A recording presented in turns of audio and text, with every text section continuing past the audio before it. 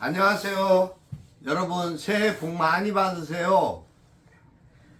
오늘 2023년 1월 1일 새해 첫날입니다. 시창작 토크 156회. 이렇게 개묘년 새해를 맞아서 여러분들께 새해 인사드릴 수 있게 돼서 너무 반갑고 기쁘고 감사합니다. 오늘 저는 사실 주일 예배를 참석하고 왔습니다. 조금 방송이 늦었죠. 그래서 어쩔 수 없이 좀 늦어졌습니다. 오늘 한 해를 맞는 첫날이기도 하지만 주일이라 첫 주일을 좀 진지하게 그렇게 지키고 싶었습니다.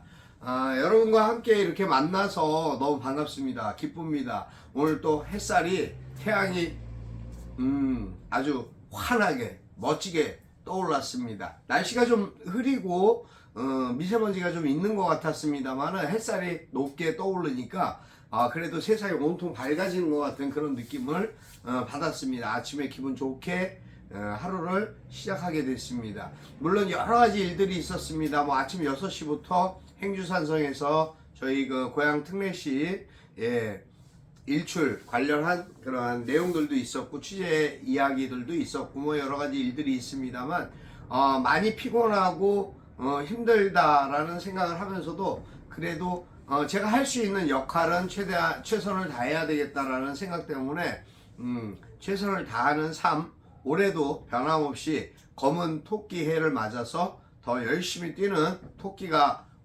올해는 토끼가 되도록 하겠습니다. 올해부터 나이가 한 살씩, 2살씩 줄어드는 건 잘 알고 계시죠? 올해 6월부터 전면적으로 시행이 되게 돼 있습니다. 그래서 내가 58번째 생일을 지난번에 했는데 올해 또 해야 되나? 59번째 생일이었나? 오늘 60회째 생일이었는데 다시 또 내년에 60회 생일을 다시 해야 되는구나.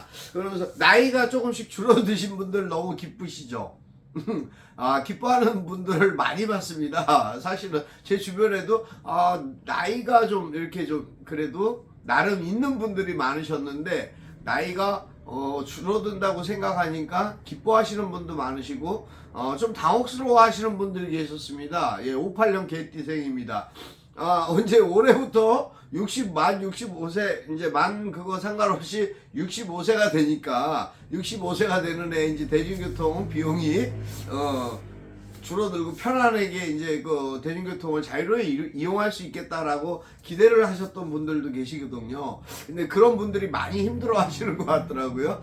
제 주변에서 그런 말씀을 좀 전해 듣고 저 나름대로도 그럴 수도 있겠다라는 생각을 해봤습니다. 여러분 어떠십니까? 오늘 하루 시작하시면서 가족, 친지, 이웃, 가까이 계시는 분들하고 친하고 또 친밀감 있는 분들하고 많은 소통과 또 만남도 가지시고 하실 텐데요. 사람이 이 세상을 살면서 가장 걱정해야 되는 부분이 무엇일까? 연령대별로 제가 오늘 그런 말씀을 좀 전해드리고 싶었습니다. 사람이 20대 30대가 혹시 10대 20대 30대가 죽음을 걱정할까요?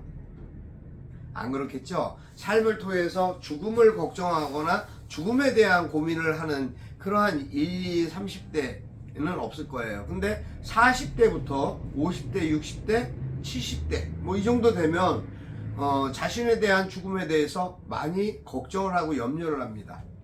왜 그럴까요? 일단은 건강 문제에 대한 아무래도 활성화되는 어떠한 세포나 인체의 그 어떤 모든 부분들이 신호를 보내오죠. 약간의 이제 노안이 온다든가 나름대로 뭔가 좀 콜레스테롤이 좀 높다든가 여러 가지 상황들 그런 걸로 인해서 노안이 오니까 이제 눈이 침침하니까 눈 침침할 때 루테인 먹어야지 이런 그리고 약을 먹는다 그런 소리가 많아지는 것이 아무래도 30대까지는 거의 없지만 40대부터는 확 증가할 수밖에 없게 되겠죠. 왜 그러냐면 그럴 수밖에 없는 연령층으로 넘어가기 때문에 그렇습니다. 40, 60대는 항상 고민을 합니다. 죽음에 대해서. 그럴 때가 있죠. 그 두려움인 거죠. 내가 내 몸에 이상 신호가 발생하니까 걱정이 되는 거죠. 그럼 나는 어떻게 하지? 아직까지 할 일도 많고 뭐 여러 가지 걱정들을 합니다. 그러면서 생각하게 되는 것이 오래 살기 위해서 운동을 해야 된다. 건강하게 오래 살기 위해서 운동을 한다라고 말씀을 하시고 생각하는데, 사실은 그 오래 살기 위해서 운동하고 건강하게 살기 위해서 운동하는 거 좋습니다만, 정말 죽음과 밀접한 것이 무엇일까요? 생각해 보셨나요? 사실 믿음을 갖고 신앙생활을 하고 있는 기독교인들은 그 죽음에서는 자유롭고 해방된 부분이 있지 않나 싶습니다. 왜냐하면 그러한 염려나 걱정을 우려하지 않기 때문이 아닌 거죠. 그들에게 갖고 있는, 저 역시 갖고 있는 믿음이 있기 때문에 그렇습니다.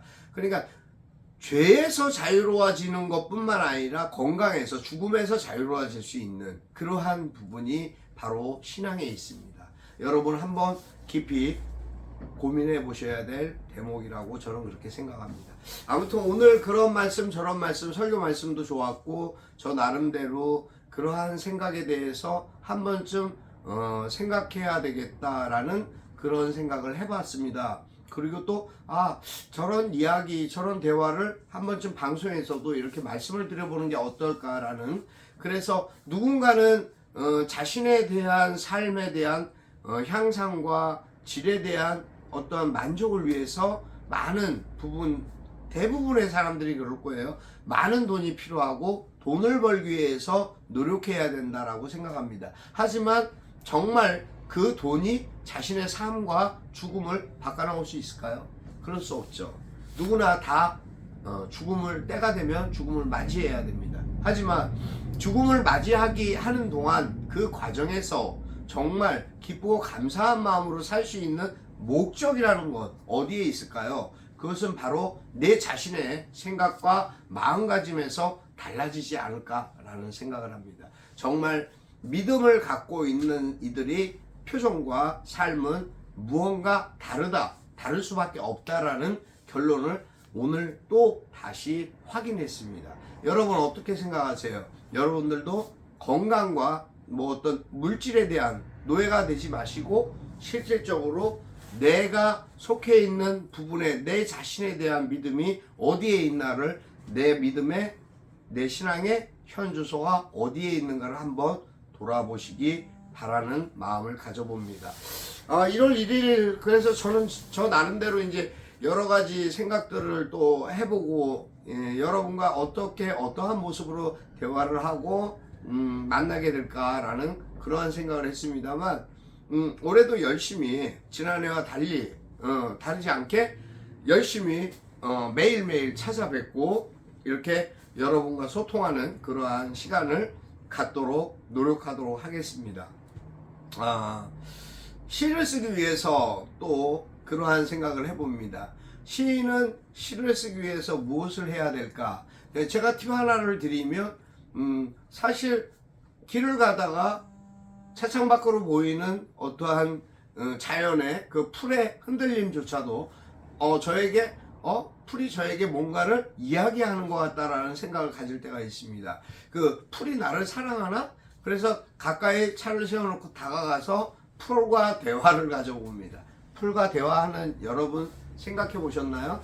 풀아, 너가 나에게 사랑을 표현한 거니? 라고 이야기를 물어봤습니다. 그랬더니 풀이 저에게 하더라고요. 뭐라 그랬냐면, 아니요, 당신이 나에게 관심을 가져주길, 당신의 사랑이 필요하다고 이야기했어요. 날 사랑하는 것이 아니라 내가 그를 사랑하게끔 마음을 갖게끔 하고 싶었다라는 그 표현.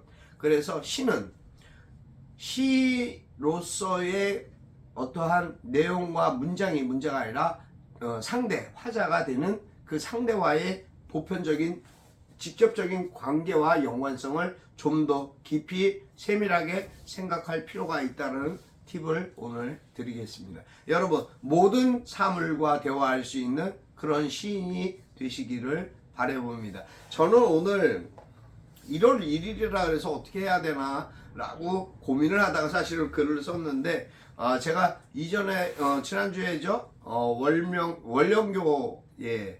원령교회를 갔었습니다. 저 안동에 있는 그 안동의 원령교 야경을 제가 찍었던 사진이 있었는데 그 사진을 보면서 새해 인사말에 대한 글을 시로서 한번 표현하면 어떨까라는 생각을 해서 써봤습니다. 여러분 들려드리겠습니다.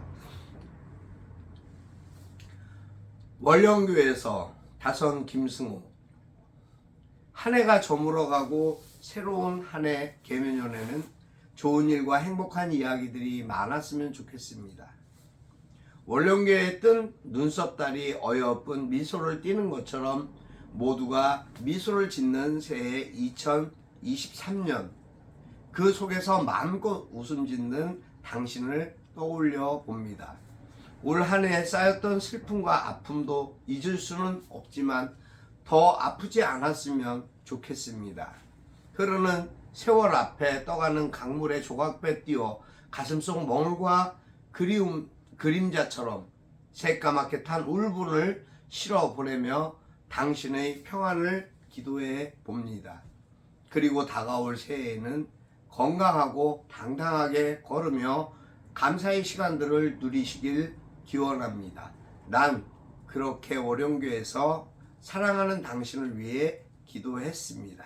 부디 건강하시고 행복하시길 오늘도 빕니다. 여기까지입니다. 이 글에는 사실 여러 가지 많은 화자가 등장을 합니다. 12구 참사로 안타깝게 목숨을 잃은 영혼들도 있고요. 그리고 그 가족, 유가족들, 또 그 사건으로 인해서 희생당한 분들, 또 불과 엊그저께 일어난 광명시 그 의왕 IC 고속도로에서 불타서 죽은 목숨을 잃은 그런 안타까운 영혼들도 있고요. 우리 삶 속에 삶 가운데 함께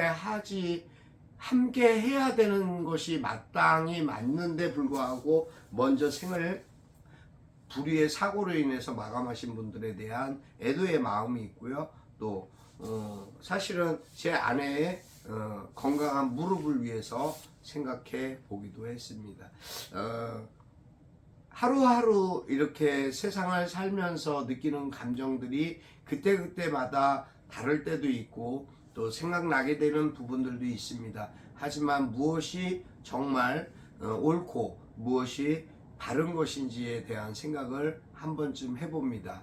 오늘 많이 좋았다가도 뒤돌아서 떠나가는 연인과 같은 그러한 날들, 그것이 이 삶을 통해서 우리에게 어떻게 이야기하고 어떻게 비춰지는가에 따른 숙제가 되겠지만 우리 함께 저와 함께 소통하시는 여러분들께서는 또 우리 특히 다선님들께서는 항상 감사하는 마음과 기쁨을 잃지 마시고 오늘도 충실한 자신의 삶 속에서 평화로운 그러한 삶을 누리시기를 바라봅니다. 행복하셔야 됩니다. 여러분 2023년은 꼭 여러분들의 그러한 해가 되셨으면 좋겠고요. 뜻하시는 바 모든 소원하시는 부분이 이루어지시기를 진심으로 기도드립니다. 그리고 행복하십시오. 행복하셔야 됩니다. 여러분 하여튼 새해는 밝았습니다. 새해 복 많이 받으시고 올 한 해 힘차게 뛰어보는 그러한 다선이 되겠습니다. 감사합니다. 화이팅! 새해 복 많이 받으십시오.